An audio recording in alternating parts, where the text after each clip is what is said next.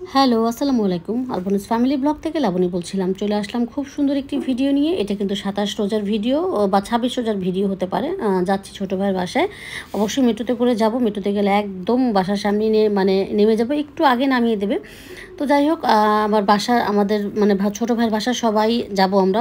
পুরো ৫ ভাই বোনেরই ও আমার ছোটো ভাই সহ ৫ ভাই বোনই আমরা ওদের বাসায় গেট টুগেদারের ইয়ে করলাম। যেহেতু রোজার মাস, স্বাভাবিকভাবেই সবাই কিন্তু ফল ফ্রুট হাবিজাবি এটা সেটা নিতেই সবাই নিয়ে যাবে।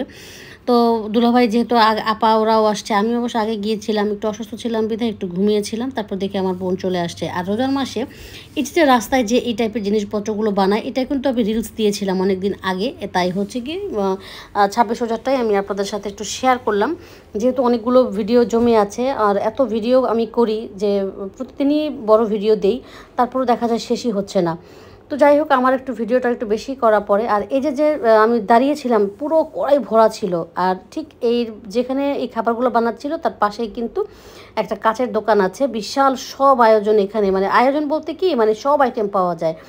যারা যারা অনলাইনে যা যা দেখেন সব কিন্তু এই অনলাইনের এই জিনিসগুলোই এই দোকানটাতে দেখেছি। একটু প্রাইস বেশি হলেও জিনিসটা দেখে কিনতে পারছেন, এটাই অনেক কিছু। আপু কিন্তু অনেক কিছুই কিনেছে এখান থেকে। আর সত্যি কথা বলতে আমার ফ্রুট বাস্কেট আর এই টাইপের জিনিস আমার বাসায় কিন্তু অনেক আছে। সবার বাসায় থাকে কম বেশি, তাই আমার না আর কেনার বেশি একটা প্রয়োজন হয়নি।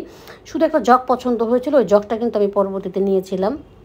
আর আমি তো এমনিতেই সারা বছরই কিনতে থাকি কাছের জিনিস এইটা সেটা। তো আমি যেহেতু ওই শেওড়াপাড়া থেকে আমার বাসায় যেতে একটু দূরেই, তাই ওগুলো আর কিনি নেই। তো যাই হোক, বাসায় এসে দেখলাম ছোটো ভাইয়ের বউ ওই যে সয়া দিয়ে কী যেন রান্না করছে, আলু। ওর আবার এটা খুব পছন্দ, যদিও আমাদের জন্য করেছিল, বাট আমাদের ইফতারি করার পরে আবার ও খুব সুন্দর করে বিরিয়ানি রান্না করেছিল। ওইগুলো খাওয়ার পরে কি আর এগুলো খেতে ইচ্ছে করে বলেন? তো খুব সুন্দর করে যে রান্না করলো, কি বলে, সিম দিয়ে আলু দিয়ে আস্তে আস্তে করে, আমিও আস্তে করে সিম দিয়ে ভাজি করি, ভালো লাগে। তো ও কিন্তু খুব সুন্দর করে যে সয়াটা রান্না করলো, সয়াটা দেখতে কিন্তু ভালো লেগেছিল। যেহেতু রোজা ছিলাম তাই একটু টেস্ট করতে পারিনি। আর ইফতারি খুলে যে একটু টেস্ট করব সেটাও আসলে মনে ছিল না, শরীরটা এতই অসুস্থ ছিল।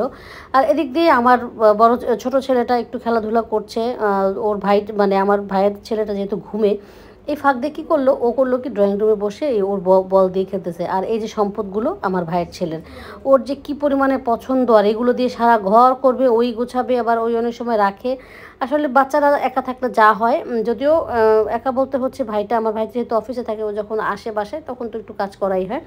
আর এই তো আমি বাসায় কিন্তু এসে পড়লাম। এসে আমি আবার একটুখানি গরুর মাংস রান্না করলাম, কারণ পরের দিন হচ্ছে গিয়ে আমি ইফতারি দিব, আয়োজন করব, যেহেতু পাশের বাসায় এদিক সেদিক দিব, তাই একটু গরুর মাংসটা রান্না করে ফেললাম। খিচুড়ি রান্না করব পরদিনই। আগের দিন রাতের বেলা আমি একটু রান্নাবান্না করে একটু এগিয়ে রাখলাম, যেহেতু খালাও রোজা রোজা ছিল। সব কিছু তো আসলে ইনস্ট্যান্ট করা যায় না। আর গরুর মাংসটা একটু আগের দিন রান্না করলে বা কষিয়ে রাখলে কিন্তু পরবর্তীতে কিন্তু রান্না করতে সুবিধা হয়। আর এই তো আমি মশলাগুলো একে একে নামিয়ে নিলাম। আপনারা দেখতে পাচ্ছেন মশলাগুলো আমি কীভাবে রেখেছিলাম। এভাবে টুকরো টুকরো করে মশলা কিন্তু বের করে রান্না করতে কিন্তু সুবিধা হয়, ঠিক আছে।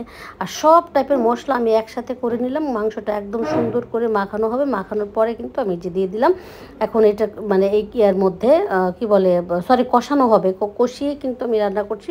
বেশিরভাগই হাতেই মাখাই, তারপর একটু কষিয়ে রান্না করলে অনেক সময় আমার কাছে একটু ফ্লেভারটা অনেক সময় ভালোও লাগে। আর যে মশলাটা দিই শেষের দিকে, অবশ্যই সেটা আমি মাঝে মাঝে বলি যে আপনাদের সাথে শেয়ার করবো, কিন্তু মনে থাকে না। পাঁচমিশালি যে একটা গরম মশলা পাওয়া যায়, আমি কিন্তু শেষের দিকে সেই মশলাটা ইউজ করি। এই জন্য রান্নার কিন্তু চেহারাটাও খুব ভালো হয়, খেতেও কিন্তু মজা লাগে, খুবইও সুস্বাদু হয়। আমি জানি না আমার গরুর মাংস রান্না আপনাদের কাছে কেমন লাগলো। আমি কিন্তু সবসময় একইভাবে রান্না করি। আর এই যে সুন্দর করে কষালাম, সকালবেলা একটুখানি পানি দিয়ে রান্না করে ফেলবো। আজকে এই পর্যন্ত, সবাই ভালো থাকবেন, আল্লাহ হাফেজ।